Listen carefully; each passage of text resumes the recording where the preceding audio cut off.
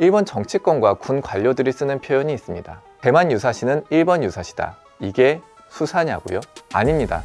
일본 입장에선 지리, 군사, 경제적으로 목숨줄이 달린 팩트입니다. 지도 한번 떠올려 보세요. 대만 바로 옆에 오키나와, 미야코지마, 요나구니 섬, 이게 전부 일본 영토입니다. 대만에서 전쟁이 나면 그 순간 일본은 구경꾼이 아닙니다.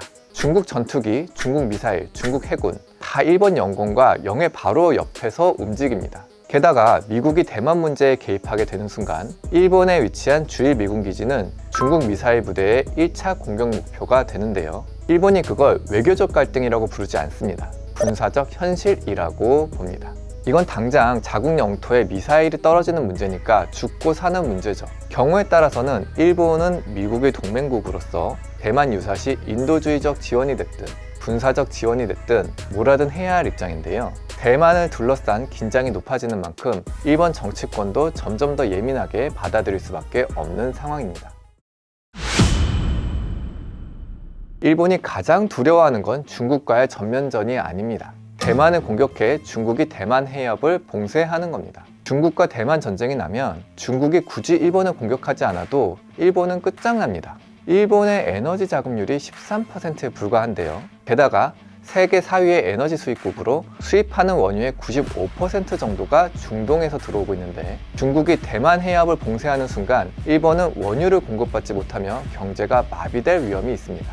대체로를 뚫겠지만 시간과 비용이 상당하겠죠. 이 문제는 한국에게도 치명적입니다. 우리 역시 대만 해협은 원유 운송로이자 매우 중요한 수출입 항로인데요. 대만 해협이 막히게 된다면 한국도 엄청난 경제적 피해가 예상됩니다.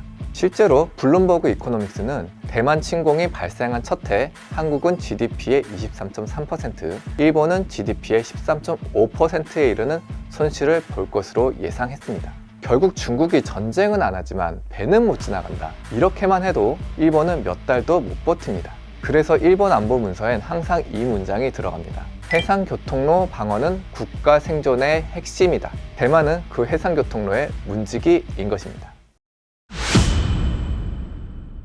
자, 다카이치 사나이 총리의 대만 유사시 개입 발언. 중국은 그냥 넘길 수가 없습니다. 왜냐하면 이 말은 외교적 수사가 아니라 군사행동의 명분이기 때문입니다. 일본 헌법상 자위대가 무력을 쓸 수 있는 조건 중 하나가 일본의 존립이 위협받는 경우인데요. 대만 사태를 여기에 집어넣어 버린 겁니다. 중국 입장에선 이건 레드라인을 넘은 걸로 본 겁니다. 그런데 다른 측면에서 보면 대만을 둘러싸고 벌어진 이번 충돌은 약속 대련의 모습을 보이는 것 같습니다. 지금까지의 상황을 종합해보면 서로의 이해관계가 딱 맞아떨어지기 때문인데요. 중국은 대만을 자국 영토로 편입하려고 하고 일본은 평화헌법을 개정해 다시 전쟁 가능한 국가로 변하고 싶어합니다. 둘 다 군사적인 목적으로 국제사회에서 보내는 눈치도 봐야 하는 만큼 어느 때보다 명분이 중요한데요. 그런데 먼저 중국 입장에서 보면 일본이 유사시 대만에 개입하겠다는 자국의 안보를 위협하겠다는 뜻으로 풀이할 수 있잖아요. 그럼 중국 입장에선 하나의 중국을 들먹이며